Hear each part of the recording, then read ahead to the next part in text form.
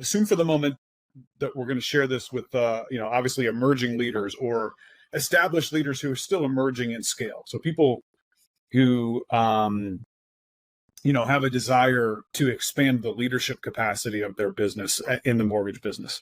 One of the things I've heard you say, and I've heard for a number of years, is that there's somewhere along the lines of this 14 to 18 month learning curve from really trying to engage in the concepts and principles and systematic approach to growth and to leadership. And I'd love to have you respond to that on a couple levels. One, why is that? Like, where did that come from? Why is that true? And then maybe after you've explored that a little bit, could you talk a little bit about, okay, if I don't want to wait, 14 to 18 months to get something, what is sort of benchmarks along the way that tell me I'm on my way to that degree? Why is it 14 to 18 months to really get into systematic behavior thinking and work that really works, to adopt the models and really get effective with them? Could you speak to that time frame that I've heard you share a bunch of times? Why is that? Yeah, because it's unfortunate reasons. And the reason is largely because it takes that long of having painful outcomes, expensive outcomes, where you get a slap in the face that says, hey man, you missed this because you missed this thing in the process that, we're coaching to. And so you didn't get the outcome that you're after here. And it tends to take that kind of learning by pain, like, oh, that hurt. I don't want to do that again. And we say, yes, this is why in this part of the process, this is a key milestone that you can't skip. Not only can you not skip it, you cannot duplicate it. It is a milestone. Once it's happened, it's happened. Like, there's no second chances at them. These are the target objectives that have to be accomplished. Here's how you do that.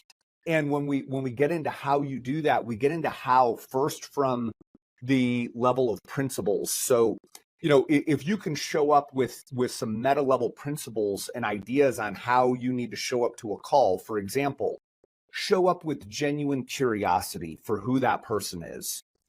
Show up being prepared to honor who they are, just with their intrinsic value as a human being. You have no idea if you'll like them, if they're a right fit, if making a transition is beneficial for either of you. But deciding to show up, that I'm going to show up to this call, I'm going to honor and be present with the person who I am communicating with. I'm going to bring this real genuine sense of curiosity to that conversation. I am going to focus on really actively listening and asking follow-up questions as they organically occur. And I'm going to pay attention to the responses that I get, not just the actual language that is used, but how that language is used, tonality, pacing, syntax, that lets me know when something resonates with someone or doesn't resonate with them. So I know just based on how they're responding, oh, they livened up there, or they kind of got dead and really didn't know the answer to this one. This is areas that we can explore more. One, because there is a vacuum of knowledge and there was a dead answer. The other one, because there's life in this answer. So, that gives you a couple ideas. If you can take that into a conversation, then man, just really adopt those principles. Everyone knows what it feels and means to be curious. Everyone knows how to show up and honor someone when they really want to. People know intuitively how to actively listen and really give full presence to somebody. And when you're actively listening, great questions just come. You're not trying to sound intelligent or get that next right exact thing that makes you look good. You're genuinely curious. When you combine those things, even absent of a script and specific milestones, target objectives, you're going to get good outcomes. So first, when we train someone, we're training them on just, man, here are the big level things that you need to be thinking about as you show up to these calls. And then because we've had so many at-bats at this, thousands and thousands of successful recruits, here are the key target objectives of this milestone. that you want to make sure that you accomplish. So, you got to do some basic qualification of the person. You want to connect with them on more than just their numbers. You want to get an idea of who that person is, their hopes, their fears, their dreams, man, their level of determination to success. Like, these are target outcomes we want to accomplish. And then here's some ideas that you probably should just follow on scripting and pacing of that call, on how you make sure that, or that conversation, how you make sure that you're achieving those target outcomes. So after we go to meta level principles, like, man, show up with curiosity and honor the person, we then give you a more chunked way of, now here's how you can really systematically do that and make sure that you're not just going by intuition and winging it, which, man, like, how does that work for you? In most areas of life, how does winging it over and over again really work for you? Probably not too well.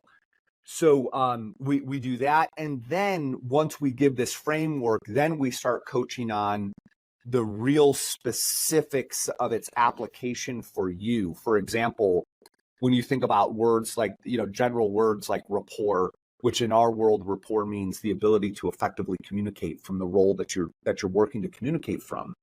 How do you do that for you? Let me hear you're open. Let me hear your first 3 seconds on this conversation. Let me hear your version of your company story and who you are and why that matters to anybody in the world who you want to be bringing into relationship with you. And so we start to then apply it from these meta principles to, here's the framework, to then, now here's you, this unique, beautiful, container that is going to be delivering this. And we want you to. By the way, I felt targeted by that word. Beautiful container.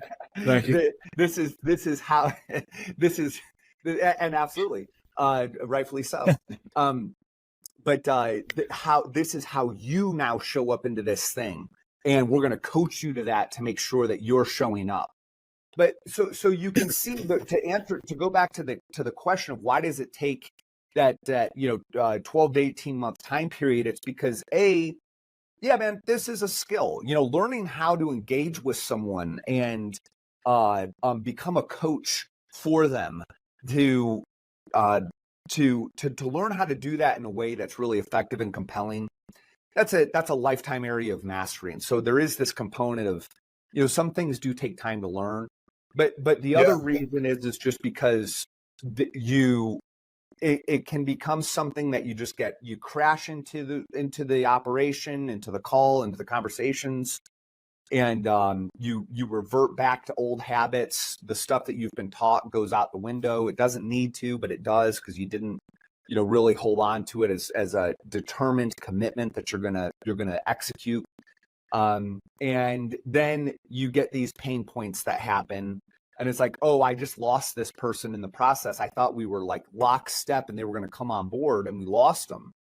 And it's like, well, here's why. In this milestone here, you remember when we didn't accomplish this objective? This is where this is coming back now to PTSD, just hearing this description of it. Yeah, asking you to pay the price. And then there's those painful moments that make someone say, oh, dang it, man, now I see why that is there. So we do, just to add, we have people who, within their first 3 months of working with us, recruit 2 to 3 great producers or even leaders around them in that time process, but they agree to just show up, and they're absolutely committed to being to executing the process. I used to say be a student of the process, and we don't say that anymore. Don't be a student, execute it. I don't want you to don't take the student approach. This is real play. Just execute it. It's not that hard.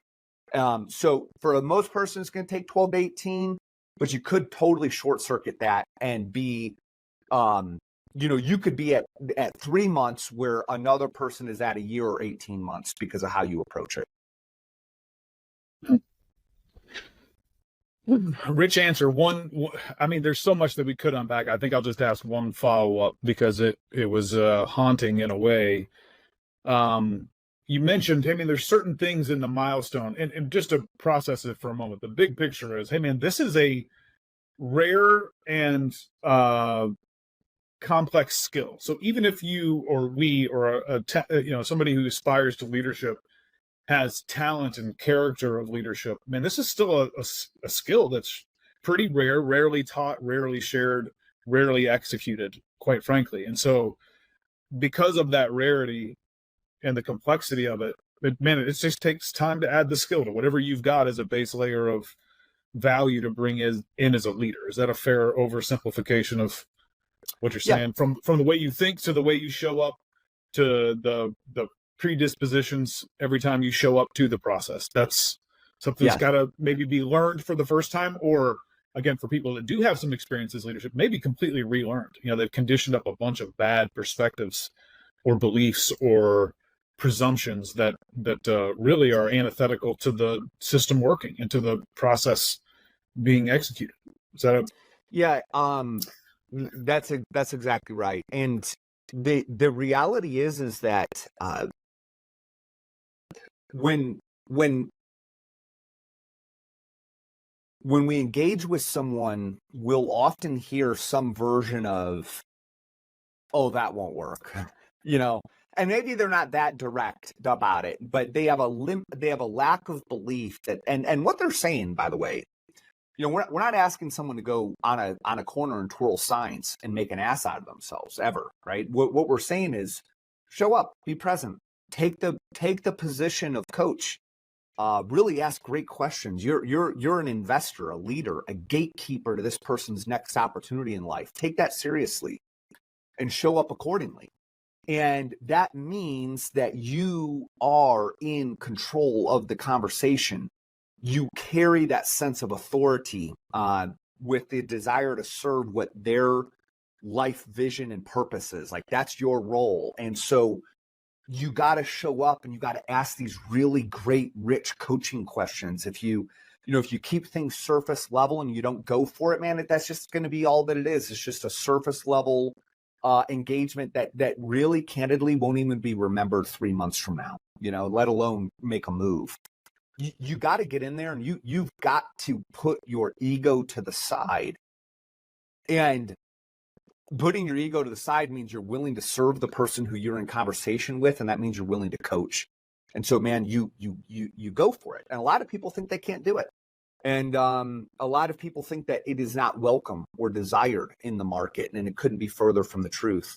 So I'll share with you a quick story that you may like, okay? Knowing that you were a fellow jiu-jitsu guy. I remember when I first started training, I was fortunate enough to get trained by a guy by the name of Frank, and he was first generation black belt under Pedro Sauer. Pedro trained with Arroyo, back in the day in Brazil for years and years, until he went around and fought around the Vale Tudo around the world. Really, renowned, awarded black belt multiple times over in jiu-jitsu. And so Frank was a Navy SEAL Team 6, actually SEAL Team Commander at that point.